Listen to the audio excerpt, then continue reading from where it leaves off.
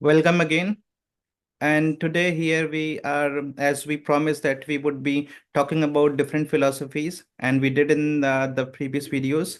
We talked about Socrates' philosophy, we talked about Advaita, and we also talked about Dvaita.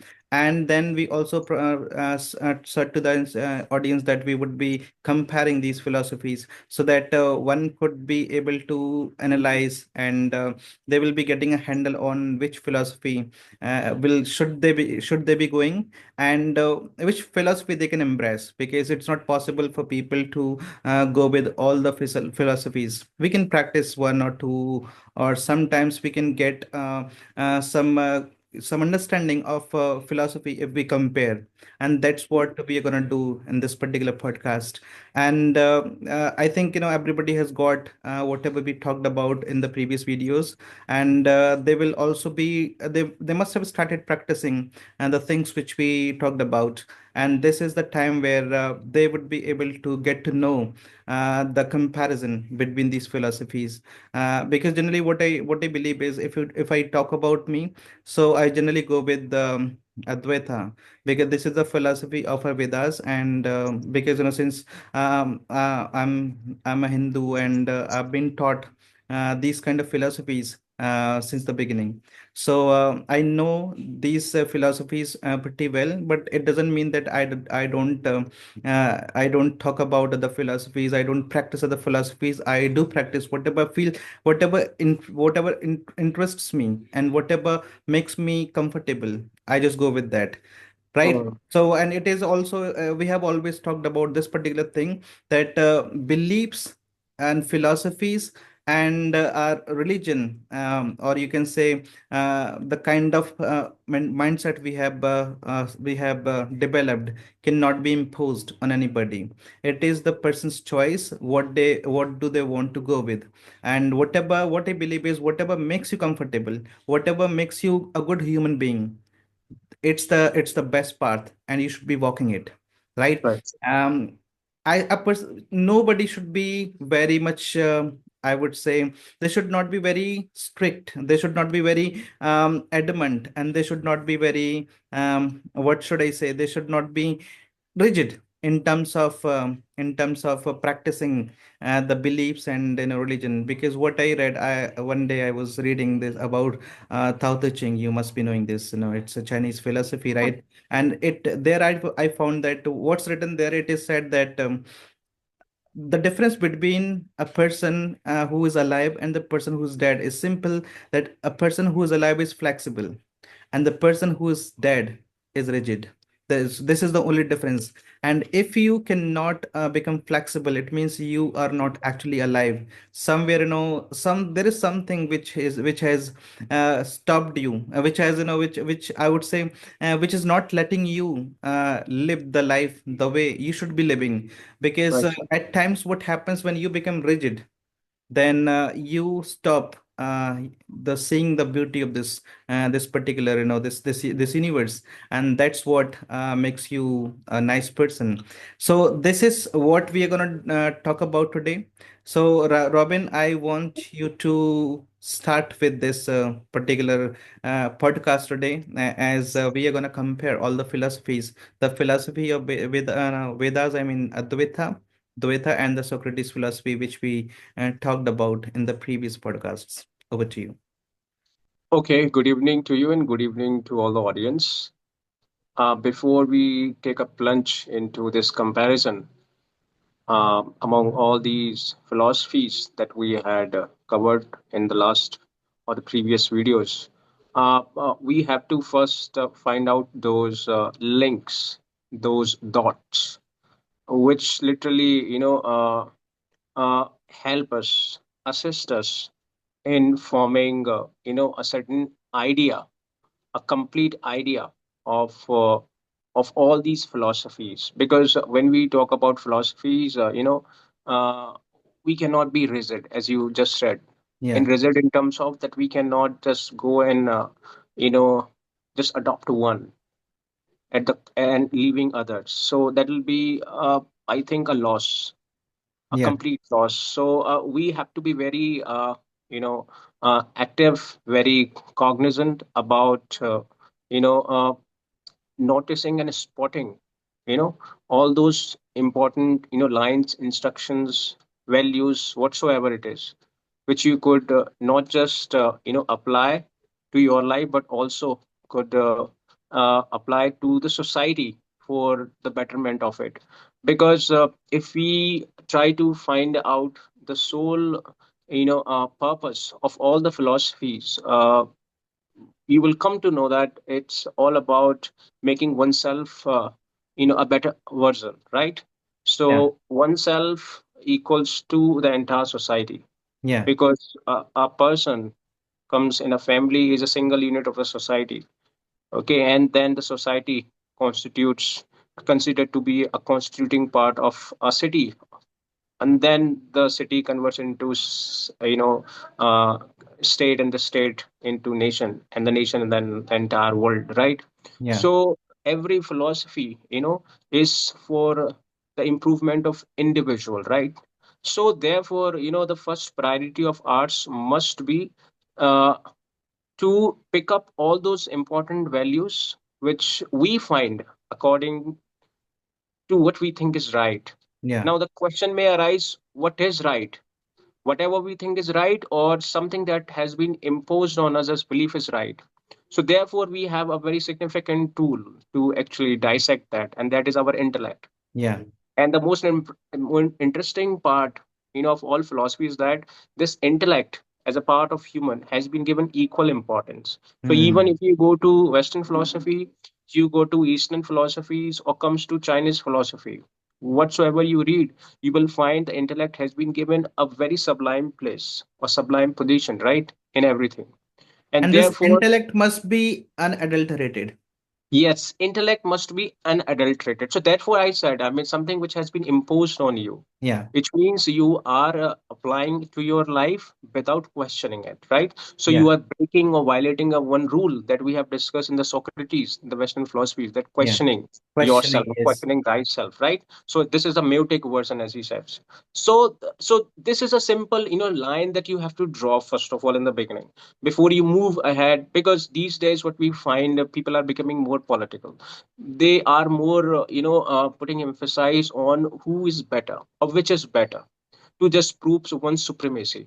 Our purpose of this video is not to prove one's supremacy. It is just we are leaving everything to the mind of the people and let them think what is suitable to them, what is appropriate and sound, so that they could adopt it and utilize it for the purpose of making themselves more you can say uh, I mean healthy or intelligent, or a certain kind of entity in a society which really works for the betterment of the entire world, right? Yeah. So this is the first minds this is the first you can say a kind of approach that one should hold before they go ahead in this direction, to know about all these kinds of philosophies and how it works.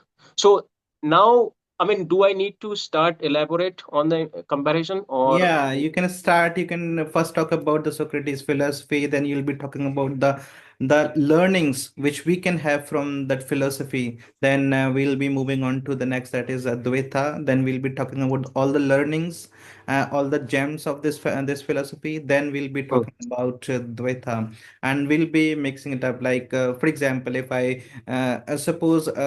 As we know that in Bhagavad Gita, I know it's been said that our karmas are what decides, what determines our future, what determines the Right. kind of life we are going to lead.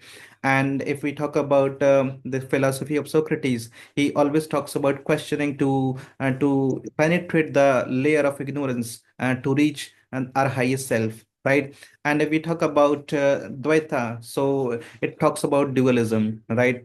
That the jiva and the Paramatma are Yeah. different, right? So we should be devoting ourselves. This makes us humble, and this makes us believe that there is some force which is always there to help us, to guide us, and and they know that the force is controlling this the whole universe, and Right. those who are going wrong, or those who are going and those who are not actually treating people fairly, so they are going to be punished. And this is something, there is a kind of fear that we have, because there is we are going to be punished for our wrong actions, right? Right. And then we've got Advaita, which talks about the Jiva and the Paramatma being one, right? If we Right. turn ourselves inward, then we can reach our highest self, and we can realize the truth of Hmm. this Hmm. universe. So this is what you got to talk about, and then Okay. we'll be going deeper into it. Okay, and you can also interrupt me in between to pick To up, ask questions, I'll ask yes, you yes, to. you can spot those, part or the particular section which you really want to highlight, so that Yeah, we could do it. Okay, for the audiences. So let's understand one part, which is, I think, a very pertinent way to start this comparison, right? See, we have a question always, and the question is, uh, do we really want to know the purpose of our life, and do we really want to do anything but not this, right? So we have these two possible questions, or you can say these are two possible minds. In other words, we can say there are two kinds of people who believes in finding the reason of their life, the purpose of the life, and the other doesn't, right? Now, this is a very interesting part. In fact, when I was reading many philosophies, I found this very line really separates, or creates a division between two philosophies from the two world, from the West and the East. yeah, So when you come to, Eastern side, we read about Advaitas, Dvaitas, and many other, philosophies, and most of them, almost all of them, are dealing with either unification, yeah. either unification, merging oneself with the supreme power. Supreme power could be anything, right, Hmm. according to one's belief. Or they are dividing the entire universe into two parts, that is, body and soul, atman and jiva, right? So here, if you read it closely, especially the Eastern philosophy, you will have an essence of a natural or a nature connect, right? Yeah, So we are giving importance, our mind as well as our brain, our mind, right? yeah, Body and mind equally, right? So, but the supreme, position that has been assigned from our side to the supreme leader, that is the Godhead, yeah, which is in our term we call it Vishnu Bhagwan, like Lord yeah, Krishna also. yeah, Now, so this is the one part of the Eastern philosophies, right? It is not just it deals with these divine figures, because it goes into depth of it, and it tells us how one should lead their life in the society. And it also in the same way assigns some responsibilities, makes them responsible towards society, right? So that you should not be playing as an exploitative personality who exploits the nature, because when you exploit the nature, the other person is affected by it, right? So all these concerns are very well taken care of under all these philosophies. So ultimately we are giving importance toward significance toward the entire humanity, because humanity is at center, right, in Eastern philosophy, and thereafter things are revolving around it. So how yeah, we can protect this humanity is what we learn from those instructions given in the these philosophies, right? And therefore the last or you can say the last mission, or you can say the mission of the life is to get salvation, that is moksha, right? yeah. Which means we want to get free from this entire life and death cycle, right? Cycle, yeah, Now, people often get confused about this, just because of they find what is the reason to be free, or what is the need to be free from this kind of life and death. See, hmm, Advaitas and Dvaitas and many other philosophies in India have discussed elaborately, substantively on it, right? All of them have to say one thing, that yes, we are living here life, but this is not the permanent place for us, because this is full of suffering, right? And we always try to endeavor to get the complete salvations, where we should not be coming twice again here on this planet yes, to face this suffering, right? And therefore it provides us number of mediums. For example, we have Sankhya Yoga, Patanjali, yes, that actually tells us how you can minimize your suffering by just throwing yourself to a certain disciplinary lifestyle, the eightfold paths, right? Or you can say those ashtanga yoga, that is what Yeah. described in that how you could be more rigid in terms of facing the entire challenges that is coming to you, right? So these all are mediums, or the process which are defined in all forms of Hindu philosophy, the Eastern philosophy specifically, right? And that is dealing with how you could minimize your suffering. Minimize your suffering means how you could be more neutral, or living a life in a more impassive manner, indifferent, so that none of the things could affect you adversely, Yeah, because this is problems what. will be there, but we will not be getting affected, bad, adversely Absolutely. affected. Absolutely. So this is a very, the key point, you can say, that the soul, the center point of the discussion, or the entire philosophies, which the entire philosophy revolves around, is that how you could minimize your suffering, because there are sufferings, right? They're right from the birth to the end. So the life is full of suffering. Now, how you could deal with it, how you could manage it, how you can minimize it, and while minimizing it, you can also perform your task, your routine, mundane work. This is all described in all those kinds of philosophy, especially the Hindus' philosophy. Now, this is one side of the Eastern philosophy, right? Now, do a little comparison, the same thing with the Western philosophy. Now, Western philosophy, some philosophy supports Hindu philosophy. For example, Descartes' philosophy, as we have had a little discussion in the last video. Unfortunately, we couldn't make a complete video on it. Okay, Descartes' philosophy is much similar to the philosophy of, you can say, dualism. No, sorry, Dvaita's philosophy, dualism, mind Dualism. and body. Yeah. Descartes deals extensively with mind and body, right? In the same way, Dvaita's philosophy deals with Atman and Jiva. Both are same. Both are absolutely same. There is nothing Yeah. difference between the two, because body and mind means body is an abstract form, right? And mind is an abstract form, and body is a perceivable. It's a perceivable. It's a physicality, right, of a Yeah. certain kind, right? In the same way, Jiva is a life, right, and Atman is an abstract form. They Abstract. are Yeah. in the duality. So I mean, that's what we are experiencing and observing, that yes, there are certain philosophies which subscribe to some of the ideologies being mentioned in the Indian philosophies, right? So this is a positive side that one must not forget it. So when people come out with this political mindset that whose philosophy is better, so we need to have certain kind of understandings that there are certain philosophies which are interconnected or intertwined, right? We should Hmm. not forget about it, because life begins with a certain kind of rule, and that rule doesn't specify only one community. It actually goes and extends its arm to the larger community. So it is not just India, it is not just Hindu, it is not just Muslim. People from across the world, across the globe, have got some of the rules from their own particular books, right? And Yeah. all There of is them one. There somewhere. is one proverb in English language. All Hmm, the roads lead to the Rome. absolutely There are right. this different this ways, but the destination is one. this is perfectly I mean, a thing that should be touched upon, because Hmm. many people forget about this very idea that yes, it is also one of those reality, right? Now, since we have discussed the part of the Indian philosophy, and we have also checked how the Descartes philosophy is very much connected to the philosophies of Advaita's philosophies, right? We need to throw our glance at some other philosophies that we have discussed earlier, right? Yeah. So as we have already discussed, that Socrates, the way this deals, the way Socrates deals with the philosophy, in which he says question everything that comes to you, right? Yeah. Questioning thyself is the only way out to Yeah. to understand life, to understand. So he is not pretty much focused on salvation. There is a clear cut distinction, and I Yeah. think that should be noted down. I think these are the points which makes Western philosophies different from the Indian philosophy.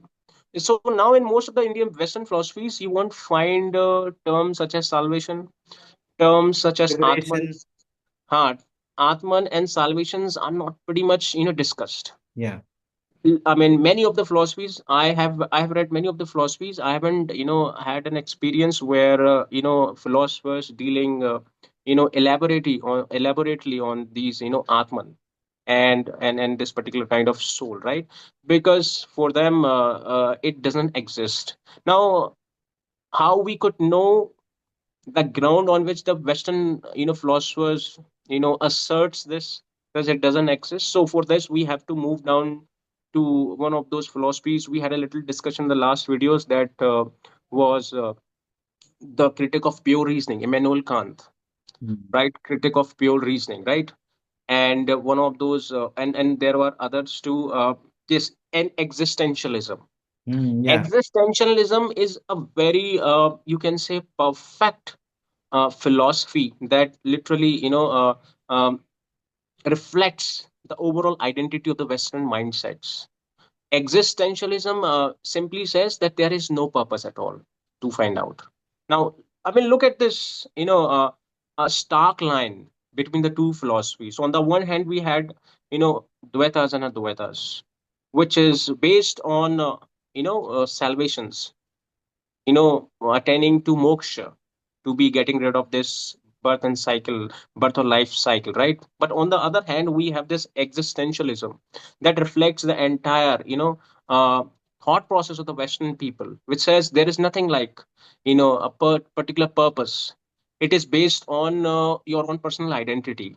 So there is a term which is used, correct me if I am wrong, and that is existence, you know, uh, precedence essence. Yes, means it is existence that comes first, thereafter comes the essence. So essence cannot be experienced first until someone has been existed. So for something to realize, something to observe, something to imbibe and assimilate, one has to be here, existed on this planet, right? This Yeah. is a very beautiful part. However, many people, had a question on it, but literally it gives me a little, push to go into this, philosophies, and to, counter Indian philosophy sometime on this basis, because Mm. it simply says that your thought process, your identity is nothing as long as you are not on this planet, as long as you are not existed. So for anything to experience, or anything you want to experience and observe, you have to first come in the existential form. And Yeah. if you're not in existential form, there is nothing. So there is a term called, cogito ergo sum. You might have heard this, a very famous, Nah, I haven't. I've never come across this. okay, so there is a come time, cognito ergo sum, which simply means that I think, therefore I am. Hmm. Means it is me who is able to think, and this particular thing ascertains that yes, I am, which means that until unless uh, you have the power to think, you cannot say, that I am. So the question arises, right? Obviously, if we understand this entire existential process from the Hindus' philosophy, so what we are doing, we are simply doing that we are focusing on the salvation. And the salvation is that something that has been imposed, or you can say something, a belief that has been cultured, in our practices, or cultivated in our conducts from all those, kind of, books and Vedas that we have read, right? So this is a certain kind of societal process which you came along, and then finally you have reached to this conclusion that there is a salvation and we have to attain it, we have to obtain it, and that will be the final, you can say, a purpose that we have met it out, right? But on the other side, existential, that says, existentialism says that there is nothing as such. And he also compares the name who actually propounded this existentialism was, what was his name, um, I find Kierkegaard. He was a Kierkegaard, yes, Kierkegaard. Okay, so he said that if you look at the entire universe, you'd find that the universe is more impassive, neutral, Yeah. and it is not reacting according to you. So you may die, you may feel happy, you may do all possible things, but it has no impact on the universe. Yeah. Universe is at its ease, and it is not being affected. So he makes this very strong argument, right? And it can never be affected because you are not the only one who is living on this planet, and you cannot Right, run this world as per your wishes. Because there are right. certain other, you can say forms of, many lives are living on this planet, Mm. and universe has to take care of all of them. So it has to be impassive. It can Yeah, never be emotional. right, right, right. So, I mean, that's how, something could be, construed. So, and there are many things to know about these philosophies. So, I mean, people like you and me, I mean, who have learned a bit about these philosophies, I think cannot confidently say that this particular philosophy is better than that philosophies, right? Yeah, there is So, no so comparison. and there is no such comparison, I mean, because after you die there is no experience as process, right, happens within the body. So you are gone forever. Yeah, So the thought process, the ideas, the philosophies, the purpose of life is a part of discussion only the time you are living, and that's what mm. is more pertinent to the very kind of existentialism kind of propounding theory, which says that I mean, you are here, okay, and you will have to face you will have to use your intellect, and you will have to choose your own personal uh, process, a Yeah, medium, okay, yes, to find out certain. So he also says one thing. I mean, existentialism, philosopher says also one important thing, that every individual is different, right? And the one thing that this individual must do is that he should not be binding himself to the long supported ideologies, beliefs. And he is not just targeting Indian philosophy, he is also targeting the philosophies ever written in the Western side. And this is such a beautiful thing. I mean, this is such a beautiful thing if you sit calmly at ease and then try to understand what the philosopher's telling about, because just because of something has been for thousands years, and just because of thousands and millions and people are abiding by it. So that's what has been clear so far. And we also got to know that yes, that things that we understood from Dvaitas and Advaitas are those same things which we come across in the Western philosophies. But as I was talking about existentialism, yeah, uh, which is, I think, pretty challenging. I mean, if a person like me coming from the Eastern region, or like you, would definitely try to more know about this existentialism, and this is for my viewers too.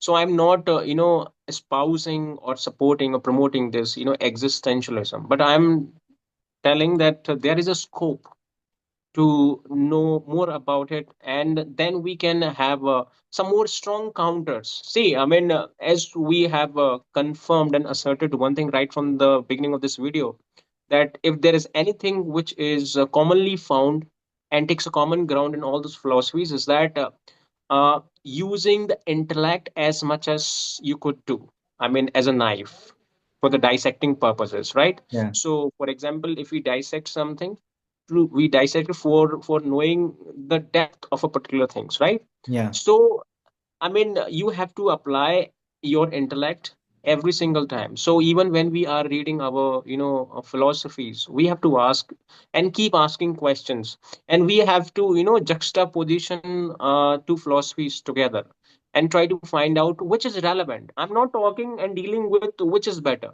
I'm simply telling which is relevant, because situations are changing, circumstances are changing, conditions are changing. So when we have a concept like moral relativism, right? So why we can't have this relativity in philosophies too, right? yeah, So I mean, it is as simple as that. When you go to some, uh, you know, uh, I mean, subcontinental areas or coastal places where is there is only availability of seafood, okay? yeah, So you cannot avail some green vegetables for you, right? Because it is the natural restriction that has been on you, and you have to abide by it, right? So someone living in the northern region like us cannot question you and your morality, on the basis, on the ground of your only food habits, that you are non-vegetarian and you consume the life of others, and it is immoral, right? So in the same way, philosophies, represent and reflect a different ideologies, different lifestyle, a different thought process. And this thought process is nothing but a compilation, an accumulation of your understandings, which is much associated with the environment where you live in. So we have our own separate environment, and our body reflects according to the environment. So when the summer comes and kicks off, we start using cooler ACs. Like when the winter comes in, we start embracing some other woolen stuff, right? So it's all about the needs. So needs are changing. Philosophies are also having the different instructions. Now it's up to you which one you want to use, right? So everything is there at your disposal in your plate. All you need to do just to pick up, but you have to pick up only using your intellect, and that is what is supported by the existentialism theory, which says that throw all the customs out, question all the cultural practices that you have, and ask each the question, I mean, until you are satisfied. Satisfaction means your conscious must be satisfied, and then you start embracing those things. The same thing is repeated in the Indian philosophies, Hindu philosophies, even if it is a unification which is governed by Advaitas, right? The same is telling the same thing. But here the Eastern philosophy is much dealing with the spiritual aspect. Spiritual aspect. You understand that this is a very important, the key point which I'm trying to draw here. Eastern philosophy deals with the spiritual aspect of human life. Now, there is a correlation between spirituality and Indian philosophies and its style. Because as we have discussed initially, that our main purpose is to achieve the salvation. And salvation is entirely a spiritual, realm, right? It is other dimension which is not perceivable by our five senses, right? So therefore we are dealing with something which is not governed and perceived by our five senses, right? So therefore we have to adopt a certain technique which is itself an abstract, and Yeah. that is spiritualism. So there is a correlation between adopting spiritualism in India and this very mission that we have to achieve, that is salvation. So abstract here as a mode to achieve a particular objective, which is also an abstract form, right, which is beyond our perceivability or perceive, right, or conceivability, right? On the other side, we have Western philosophies. It doesn't give much importance to this, as we have discussed about earlier in the previous video, phenomenon and noumenon.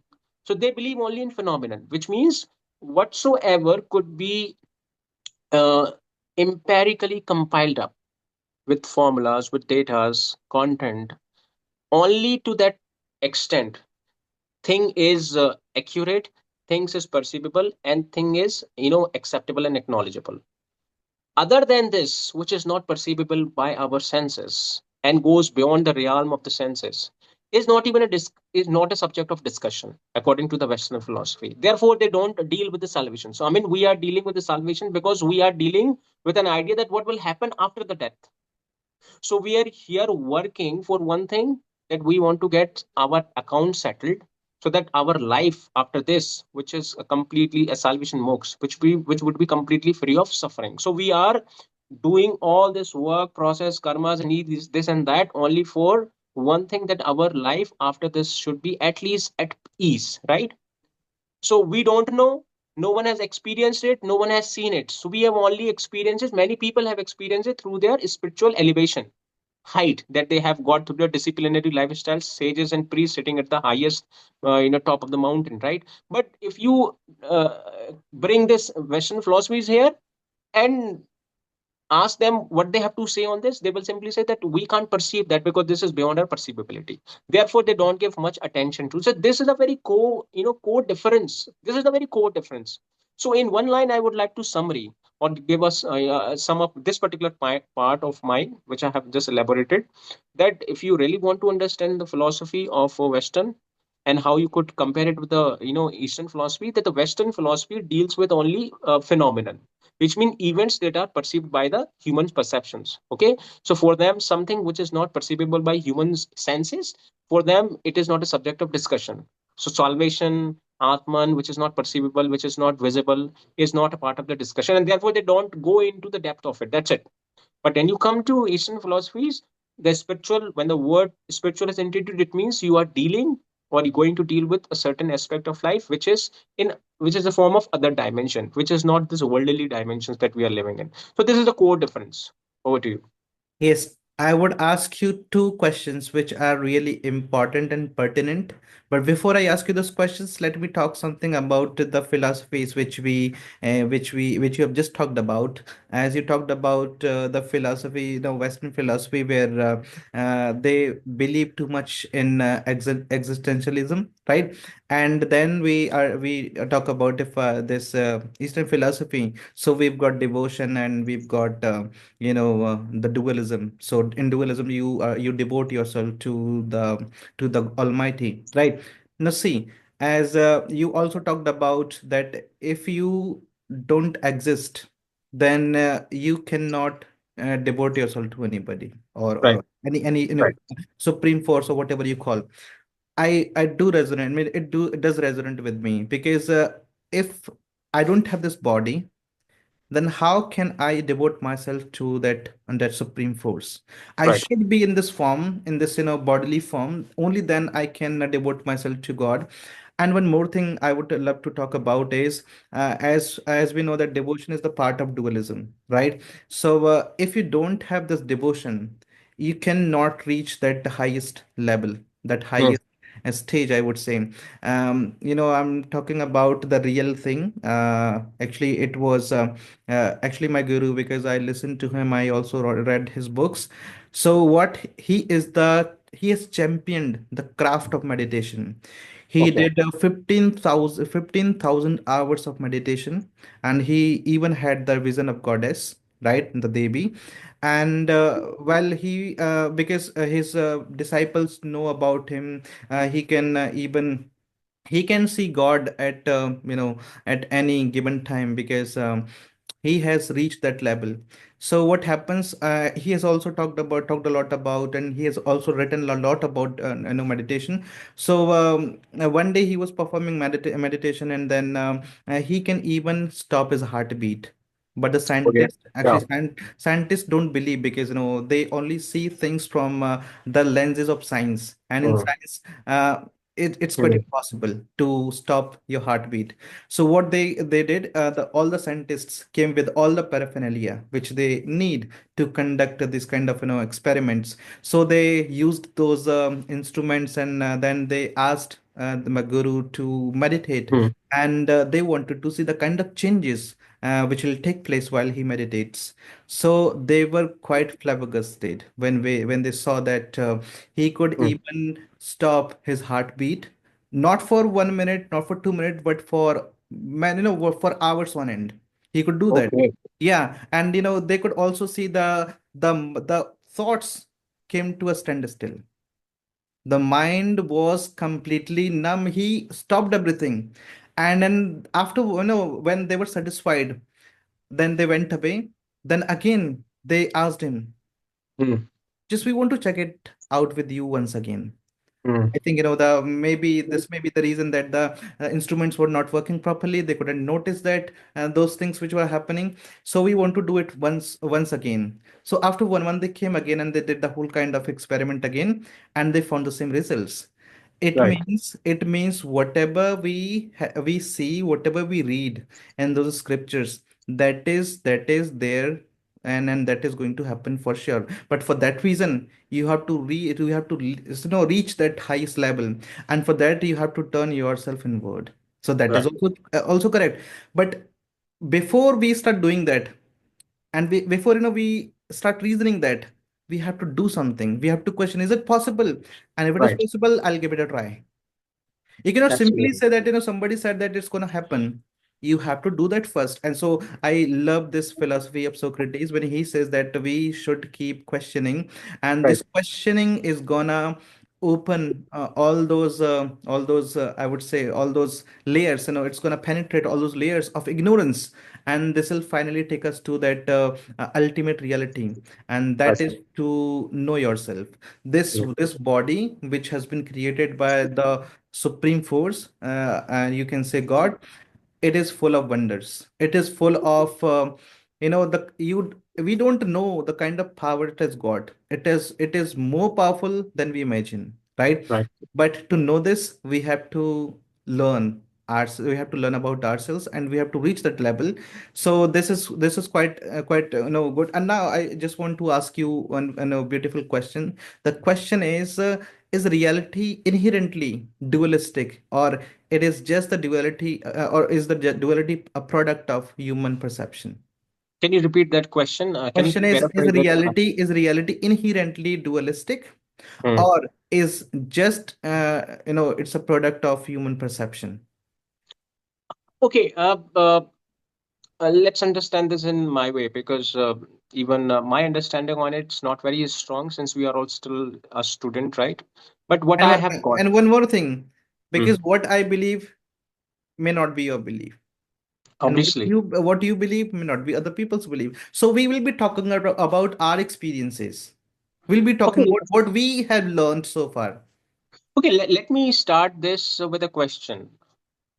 Uh, does it mean to say that something which we can't see doesn't exist? So, for example, if this fellow is blind and he cannot perceive many things through visualization, so Air, would that question air is the also very one of them. Those huh? things. Air is also one of those things we cannot see, but we can feel it. Yes. No. For example, let's assume. See, I believe one thing, and that is that if something has to be supreme, it has to pass the test that is called an original test, which Yeah. I say in my term, that it has to pass the entire possible assumptions as a counter of the human. So let's say hypothetically there is a city which is equals to world, which is a complete world, and there lives around 100 people, and all of them are blind, and same physicalities are there as we now experience. There is a Mount Everest, there are oceans, there are trees, big forests. Now the question will be that all of these are blind, since they cannot perceive it, since they cannot visualize it. So would that mean that all these things don't exist? So therefore, what I'm trying to say is that our perception is not an authentication of what exists or doesn't. Yeah. Okay, because this is our limited perception. Whatever we see, whatever Mhm. we experience, we only can assume. We can only authenticate it, but not entirely. That because situations, conditions are changing. See, you might have heard that if you have read Gita, there is a very famous, line or particular sloka words. I forgot the number of that words. I'll suggest you, in which it deals with the human's anatomy. Yeah. We look very, unchanged in terms of appearance, right? But every single second, there are cells which are turning to be old and then being Dying, replaced with and a they new are one. they are dying every passing And yeah, second. absolutely. And in 1 or 2 years, the entire old cells are replaced with the new cells. New events. One more example. This is very momentary. We inhale this oxygen. So when we inhale this oxygen, it replaces that particular already inhaled oxygen. Yeah. Okay, which is now turns out to be carbon dioxide.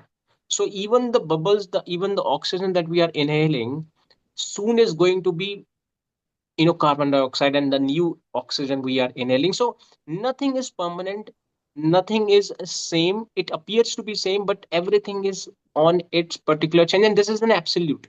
You know, you can say this is also called an absolutism. Okay, so this is the only permanent thing. So if someone says what is permanent thing, the permanent thing is that things are continuously changing. So change is a permanent thing, right? Change is constant. Absolutely. So therefore, I say that everything is at its own pace. If you see things, even the universe is expanding. When Yeah, we read this entire, this Big Bang theory that started right from the singularity, right? And it is expanding. So today we see that sun is there, but it is our sun is, sorry, our universe is still expanding. Further expansion is happening yeah. at a larger scale. So our universe becoming even more, big and expand and vast. It is already infinite, right? So there is nothing as you can say a permanent. So how we can say that one reality, which we call a reality, a so-called reality, really exists? Because I don't think so. I mean, this is my personal understanding. I may be wrong or right. This is a second question. But I think there is nothing as such which we could literally say that it is a right? Because everything is on a particular change, or is that is that pace, right? It is continuously moving ahead. So that's what I have to say on this. Yes. And what I believe is when a belief, and your devotion is true, and it has crossed all those all those levels, I think everything, then the whole universe takes the form for you, right? Ah, But to experience that particular to particular now to experience that, you have to cross over all those limits. And it's not that easy, right? Because if we talk about uh, Kabir Das, I think he is not, he's from this era, right? He also experienced God, right? Although he was from a Muslim family, but he was popularly known for reading Vedas. He had read all the Vedas. He had read all those, scriptures of ours, and he himself says that, and it's been, I think he has done many wonders. You must be hmm, knowing, and that many people came and they started even beating him because their own community, his own community, he's they people beat him because he was practicing Hindu religion, and he was believing in Hindu gods. But you would believe, you would get to know that, because I read about him. I saw, many hmm, serials, and I'm not talking about the serials which are being created these days, because you can see they have distorted the reality. If you talk right. about, today's serials and all. It's a But challenging phase. yeah, they have distorted all the realities. I mean, even you It's a can. it's a challenging phase for not just because we have to be an avid reader, but at the same time we have to be a very sensible, We have to be intellector. cautious. Yeah, we have Yes. to be cautious. You Yeah. cannot believe everything just by seeing these serials, because you will see that the entire truth. Hyper reality is going on Yeah, everywhere. that's been distorted. So, Yeah. and I came to know that when means man, a king, because he was practicing the Hinduism, so the king from his own community came and tied his hands and his feet as well, and he was about to burn him. He was about to burn him alive. And what he saw, that he even lighted, that fire. I think, he made a fire and he lighted that fire, and then he found that he didn't burn even he couldn't see even a single burn on his body. Rather, the person who was going to burn him Hmm. got burnt. And this is Okay. the reality I'm talking about. These, this era itself, right? Uh-huh. So these things happen, and we can say that even person reaches that particular, when he reaches that limit, that level, I think, this the whole universe comes and takes the form for him or her, right? Next question I want to ask you. This is pretty, nice question. The question is, can rational inquiry, as we talked about Socrates' philosophy. So I'm talking about, can rational inquiry reconcile with Advaita's metaphysical claims of oneness? Um, I mean, I'll start with one word, yes. And I'll tell you what are those steps which I think Western philosophy needs to take in. to actually reach to that acceptance. uh, uh, it's all right that we are now completely believing in only one particular kind of process, and that is called an examining process of universe, and that is based entirely on events phenomenon. We Yeah. are neglecting noumenon, right? So we are completely avoiding, overlooking the possibilities, right? And that is what is specialty about Hinduism. Actually, we are dealing with phenomenon already, events, with the help of our senses. So we are recording each and everything, and we are doing a great detailed discussion and examinations on everything that happens at the cosmological level. But at the same time, we are also dealing with what happens at the spiritual level, which is beyond our perception. So this is whatever it is, but it shows we are even more imaginative in other ways, right? I'm not taking a pride in this, but I'm simply saying that yes, we have you know s- gone a step ahead to Western philosophy. We have covered up the Western philosophies, as well as we have added one more part, that is metaphysical, Yeah. that is the spiritual realm. Okay, and that is an essence of the Hindus philosophy. Now what Western philosophy can do here to be a part of this and to accept this is that there is nothing as such which could be sidelined, Yeah. which could be completely rejected and abhorred or loathed for any of the reasons.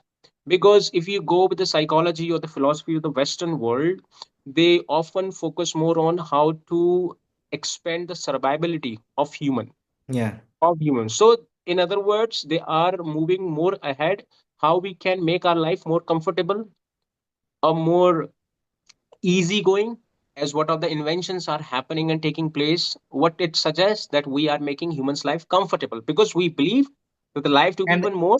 yeah, and implicitly speaking, they're working more on hardware but not on the software. Yes, yes, right. Yeah, they are working on the hardware. They are not working on the software, right? So that is, and we are working both on hardware and the Yeah. software, and Yeah. that is what the key point, which I think, or the highlighting or highlighted point, which actually puts us in at a better far or better place. That's what I think. Now, what I the steps which I was talking about that Western philosophy should take. I think Western philosophy, first of all, needs to be considerate for following reasons. And towards Indian philosophy, first, no Indian philosophy deals with inhumanity. First of all, this is a positive part. So, for example, uh, there are certain philosophies in West side which supports a hedonistic lifestyle, materialism. It supports materialism.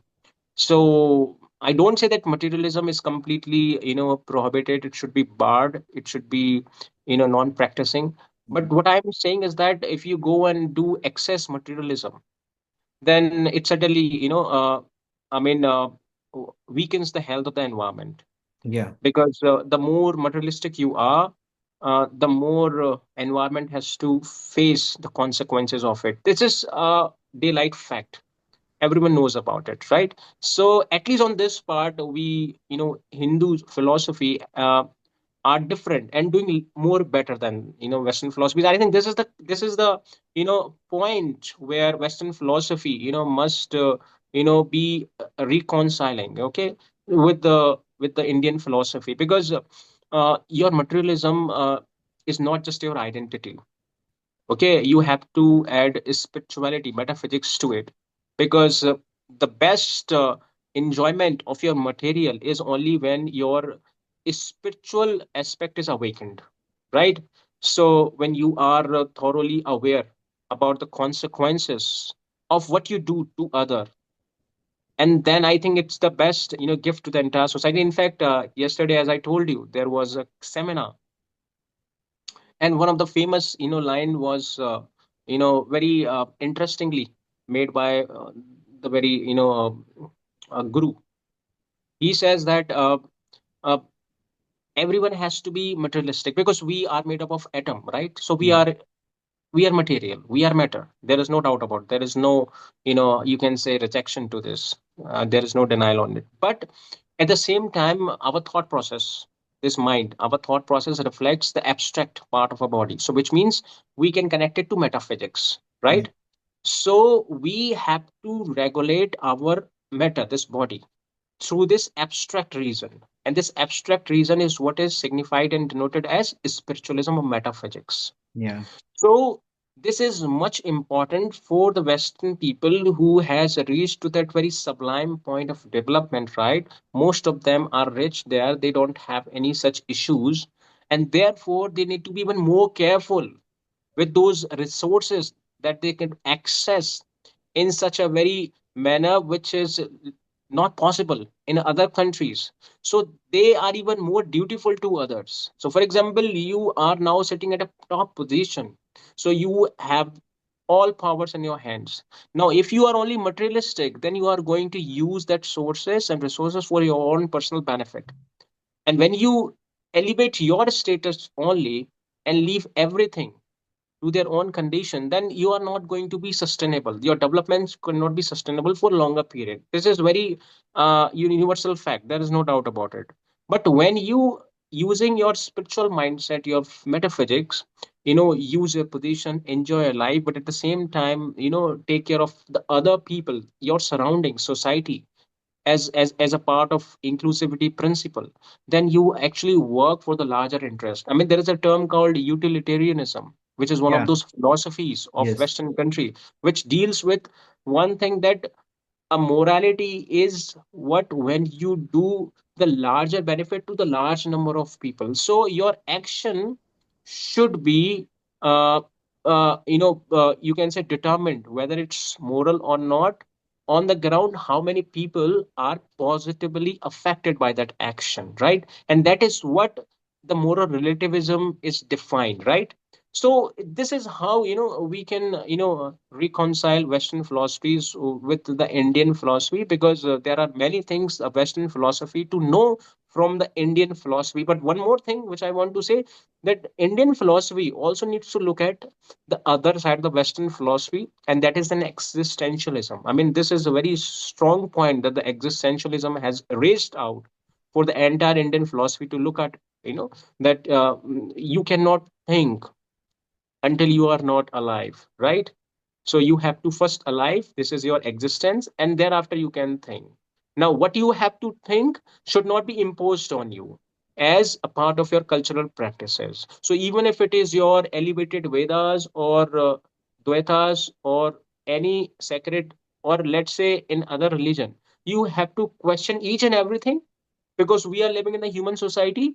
What we have had earlier cannot be in the same language. There had been a manipulation on it. So therefore, we have to be awakened with the mindset every single time, so that we could question everything and understand and fix it.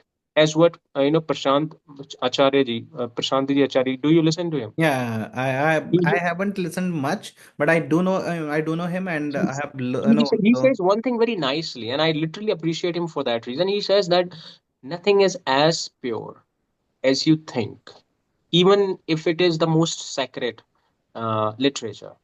And it is not the fault of the literature, it is the fault of the culprit mind of the human. Because we humans are now politically motivated. So we keep shifting and reshuffling things according to the interest that meets, right? And therefore, your intellect is even more required right No, now. your this line, makes me think of the kind of marriages which are going on. What Uh, they say, if the Kundali doesn't match, then say, mm. okay, we can match with the name, Mm. right? So, if they Right, want right. to do it, they'll do it anyhow, right? ये So, तो चल ही रहा है भाई. right? So, humans' mind is really very political. Mm. It is never So, going to, it you is mean always going to do the things which it wants, right? It can compromise. everything can be compromised Yeah, they can with a compromise. weight of money? Yeah. So if you put the money in their hands, they'll say, "Okay, I'll do it. I'll take care of it." But okay, Mm. if the boy or a girl is mangalik, they'll be marrying the boy or girl with the tree, and then this is how Mm. they can Mm. change the whole then change the whole thing. So this is you political you can say this is the height of political mind of people. And so, what a person like us with a prudent mindset can understand is that the weight of money is at least heavier than the weight of those values that we are Yeah. taught through this, literatures and the sacred. So we often defy ourselves. So we don't need to go anywhere else to know the validity of things. It is us who have already Now, adulterated things now and see, disreputed and what is disregarded. corruption? What is corruption? It is corruption is simply it is weighing more than the values. Right, It is right. weighing more than the values because right from the very beginning we are taught that we should be truthful, we should be Mm. loyal, we should be doing good to others. But what's happening in reality? People when grow up, they Right, become so narrow-minded, they become so selfish, they compromise with all those values which they were taught. right. Right? So this is the political height of human minds, right? Right, absolutely. The And this next is little question more. and the last one, I would say, because we have done a lot of discussion and we have talked about all those nuances of all these philosophies. So the next question, which I will ask you, is very pertinent to this discussion. And the question is, tell me, how does self-knowledge, as we come to know when we talk about Socrates' philosophy, right? So Mm. how does the self-knowledge align or conflict with Vedantic views of self-realization? Uh, Self-knowledge. Are you talking about Western No, we are knowledge? saying, is it in conflict with the Vedantic philosophy, or does this self-questioning help us reach that superior See, level? I think we have covered up it very significantly. That first, if I find, is there any common ground in all of the philosophies? Yes, Okay, you want the to say next something? question, you can have next Uh, question. The yeah. question is the discussion of individuality, is the discussion of individuality necessary for ultimate truth, that is Advaita, right? Mm. Or does the individuality hold eternal value? Yes, this is nice question. I think when you go and try to know it from the Dvaita's philosophies, or let's say from any Indian philosophy, if there is anything which has been giving a priority or prioritized, is that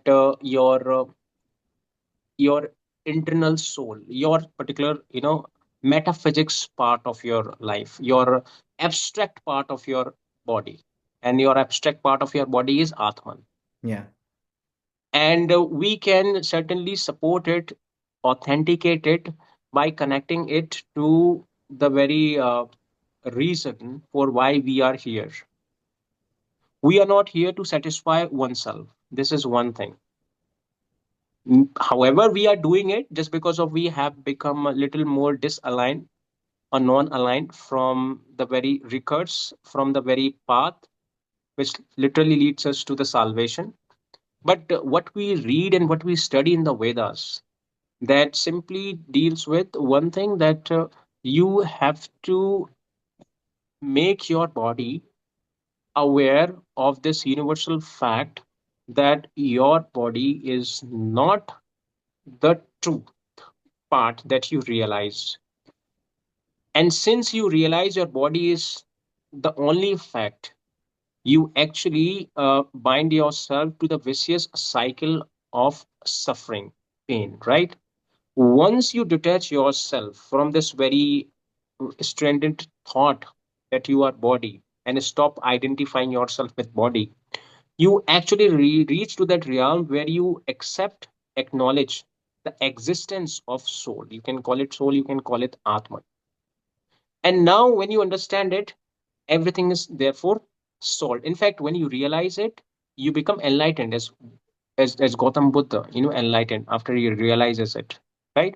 So your identity is not important, because your identity, according to the Vedas, is the identity of the infinite. I mean, there are many slokas in Bhagavad Gita which reiterates one thing, that we are the energy of the energetic. Yeah. We are infinitesimal of the infinite source. So we have already given it this identity, and our identity is the identity of the God, right? So we don't have an individual identity. This is our ego, in the language or in the words of Sigmund Freud, or even in the Dvaitas. In fact, Dvaitas, we dealt about principle, and agent. What it means? It says the same thing, Yeah. because there is only one principle. We are the agent, right? So principle holds the authority. Agent is one who has to, abide by the rules of the principle, right? So there is no particular identity of the agent, or you can say there is an individual identity of the agent. Yes, you want to say something? Yeah, in simple terms, we can say that we've got two kinds of minds in us. One says no to go for the good things, and one says to go for the bad things. And Right. this is what differentiates that. The one which goes for the bad things is the you can say the agent, and the one who always draws it towards itself Hmm. to help it do something good is the God, the supreme force. Yes. So isn't it very easy to understand that if we cease to identify ourselves with body and terminate this entire process, many things will be solved out. Yeah, And once your ego is dissolved, I think life would be at peace, because then you will be in a position, you will be in a position where you will be completely detached, or in a very sank Freud state, a very stoic state, right? I yeah. was listening to Sadhguru few days back, Hmm. and he rightly mentioned about one thing you just a few minutes He's back a mentioned wonderful about. speaker. Uh, Wonderful speaker. yes, you were talking about your guru, and he talked the same thing, Hmm. and I was really mesmerized. He says that it is the time on us which actually makes us feel that the life is going ahead. So we are in this very cycle of time. We are coming here as a child, and then gradually, you know, moves and up and reach to the adulthood, to the old age, and We get then we become education, fragile and we get are married, do job, perished. and then So finally depart. this is a time which is making us feel, but by any means, here he means to say, means all those recurses mediums through you can attain through a very strict disciplinary meditation process or meditative process. If you could, you know uh, detach yourself from this time, which means you stop identifying yourself a body, as what in your case the guru did. Your gurus, Yeah, did yeah, the same thing, that he could hold his breath for hours. yes, He actually went beyond this very time, yes, dimension. So once you went beyond this time dimension, you find yourself, completely intact, in the same position. You are not going to be dying, you are not going to be live, you will remain static in the same position forever. yeah, So that's how Sadhguru defines it. And I, therefore, this mysticism, the word is perfectly used to yeah, denote the identity of the Indian culture. That many things are here sounds to be so, mystifying, right? That bewilders everyone. And yes, that is what makes this entire country so beautiful, right? yeah. So there are the possibilities of learning code, which I don't find available or could be easily accessed, or maybe it's not the part of the Western philosophies. Yes, over to you. Yes, and it'll take only 5 minutes to wrap it up. One thing, he also mentions that this life is, very small if you think Hmm. about it. Our life starts with semen and Hmm. ends with the handful of ash. This is the Hmm. journey of this life, right? And in this journey, we have to do all these things. We have to From wheel to learn toe. about ourselves. We have to be with God. We have to be one with Hmm. God, right? Hmm. One thing, I was asking, and I'm gonna ask you because this is the one last question. Because I'm asking because I had a discussion with a colleague of mine, and he was actually I don't really put myself in discussions because I don't really want arguments. Hmm. You can talk to people who are willing to listen to you. Hmm. Those who are adamant, you cannot Hmm. talk to them actually. Hmm. So what he says that all these people, all these gurus, especially because of one person, the whole community is the image of the whole community is tarnished. So what he says that all these gurus, all these babas, they all are actually making fool of people, right? That what is the means why we are just sitting in meditation. We are not actually, these people are not actually going to be beneficial to anybody. They're not helping in economy, they're not helping country grow, they're not helping anybody. They are just living for themselves. They are they themselves are liberating themselves. Who they are helping then? These people are not actually good. So actually, I didn't say anything because why to just argue? Because he was just Actually, not in the no mood of listening to the, anybody. So the I just avoid, no, no, mingling. you see, sometimes being a teacher, I mean, you must respond to these. I mean, the things he said. First of all, he hasn't read anything about it. This is Yeah, for sure. it is because he is I don't know what's wrong with that man. His brain is completely no washed, I would say. Hmm. He has been brainwashed, right? Hmm. He doesn't listen to anybody, so that's Hmm. why to argue then? You can teach somebody who is ready to be taught. You Hmm. can talk to people who are ready to be talked. So now Right, you right, tell right. me about it. So then tell me what to say to these people, because I don't really like arguments. I see. Whenever I meet and encounter with these kinds of mindsets, I literally utilize this time to explain things on my part. See, I always consider myself being a responsible person of the society.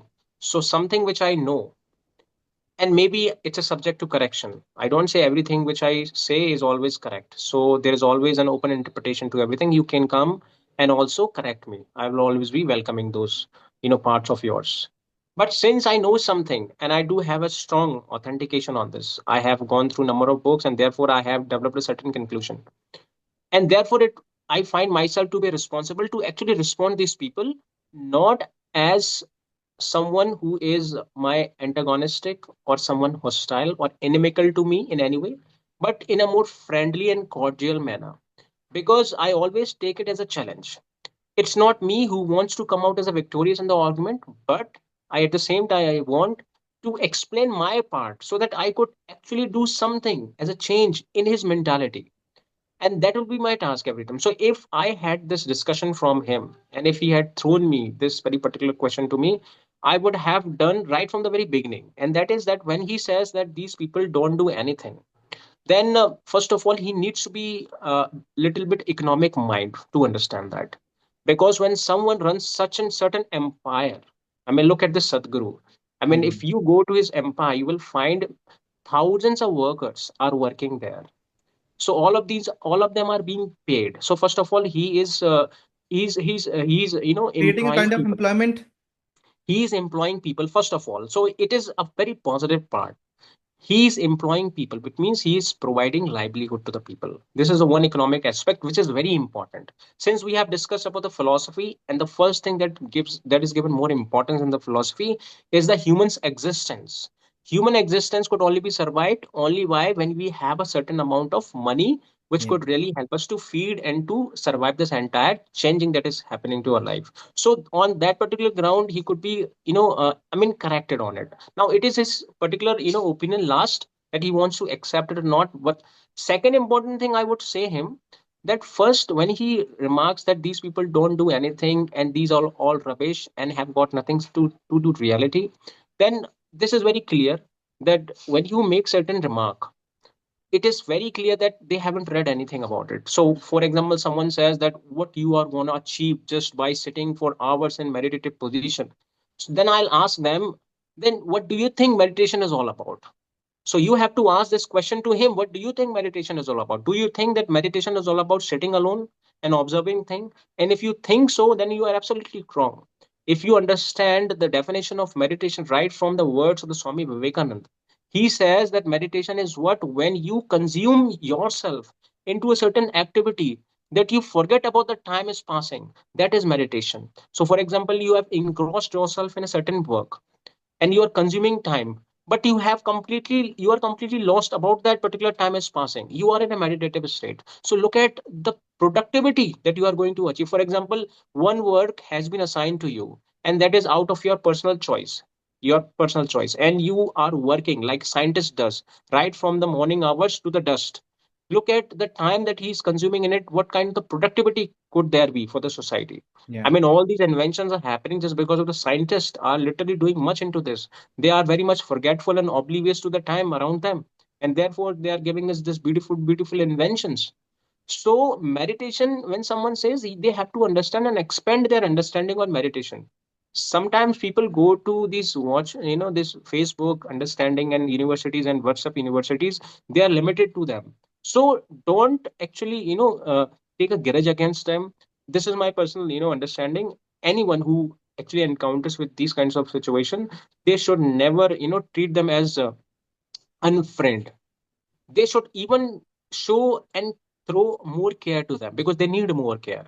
Yeah. And we should, as an speaker, we need to take it as a challenge how we can explain those things more beautifully, more interconnectedly, so that he could imbibe and assimilate, so that he could also impart those views with others which I have Yeah. imparted with them.